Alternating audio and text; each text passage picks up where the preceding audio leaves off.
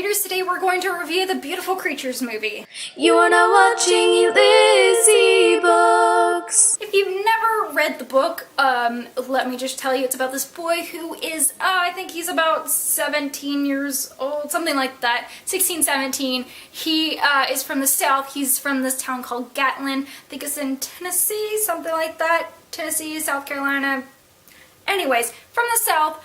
Celebrates a lot of stuff about the Confederate War. He doesn't. He's kind of like, I need to get out of here. But then he meets Lena, who is this out-of-towner and the niece of the town kind of outcast. Mr. Booler Radley, they call him. But they kind of become friends, and a little bit more than that. He finds out that she is a caster, which is kind of like a witch. In the movie, he's like, oh, so you're a witch. And she's like, we prefer the term casters, but basically they do magic, and you know, they get 16th birthday, she either becomes light or dark, and 16th birthday rolls around. Not gonna spoil that one. I know that this is a book to movie adaptation, and they did a really good job at boiling it down to 600 pages. They really did. And like, you don't see that very often. It's like a lot of times they not boil it down, but they just I don't know, they miss a lot of stuff that they just, or they have a lot of stuff that they assume that, you know, you've read the book and so you're going to see the movie. That's what happens, like, after the 4th Harry Potter movie. If you have not read the books, I don't know, you had to have been really lost. But with this, I feel like you could have skipped reading the book and you'd be fine. Not saying that you should, but if that's your only option of seeing it and you're like, I don't want to brave 500 plus pages, then there you go. But I think they did a really good job at boiling it down, but they did leave out some of my favorite aspects of the book. A lot of it had to do with, like, his friendship with Link, and making Emily not Ethan hating Emily, but she's this, like, not sad character, but she's just, like, so hung up on Ethan, and she's like, oh, we can give it another shot, and he's just like, really? Really? So it's stuff like that that's just like, these are people who were normal people in his life, and so there was much more focus on the magic and the, you know, I guess a little bit of the romance.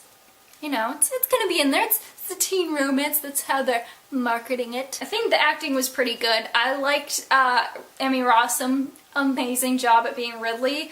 I know that they changed a lot about her, but I think they did the right thing with her. Unlike Ethan hating Emily. Why did you take that out? I liked her as Ethan hating Emily.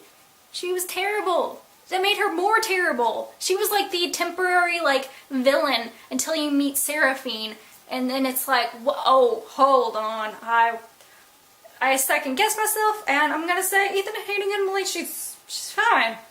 I'll take her any day. Some of the accents were a little bit over the top. Like Emma Thompson, hers was just like way crazy, and I've never heard anybody from South Carolina sound like that. I know, they're from a southern town. You kind of go over the top and stuff like that. I know I keep pointing out a little bit of negative stuff, but I think, Alden, Heinrich, whatever his last name is, don't tell me how it's pronounced. I know there will be like 12 comments in a row saying this is how you pronounce it, but he's our Ethan.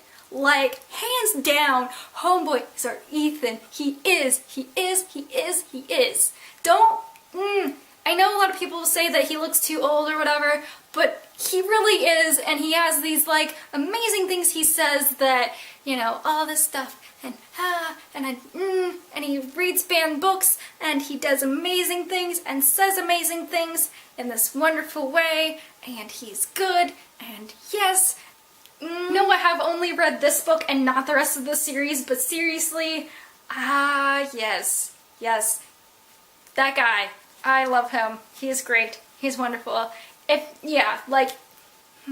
was a lot of jokes about the South, and it was wonderful, it really was. Overall, I thought this movie was entertaining. I liked the story, and I liked everything. Like I said, you don't need to read the book to watch it, but I would say do it just so that you get more out of the world, because there's a lot of descriptions that and like parts of their lives that, you know, don't get put into the movie. But it's still wonderful and amazing, and I liked it as it is. And last but not least, I'm doing a giveaway. I was, like I said, I know I've talked about this like 1,200 times, but I was at that event a couple weeks ago where there were two actors, the actor for Link and Emily, and also the two authors. And so this is only signed by the two authors, because I thought that I bought this because I thought that all of them were getting signed. But this is just the two authors, and I thought that I'd give this one away because I have a signed copy. I'm not trying to flaunt it. I'm not trying to brag, but I was just like, okay, what do I do with this one? And so I was like, give it away. So, US only, please. I will put a link below to my blog, and you can go to that blog post and enter, please. Please do it. It'll be open for 2 weeks? Does that sound good? 14 days? Yes? Okay. I hope that you all have a great day. Go see beautiful creatures, because that's good. And read the book, and have a wonderful time.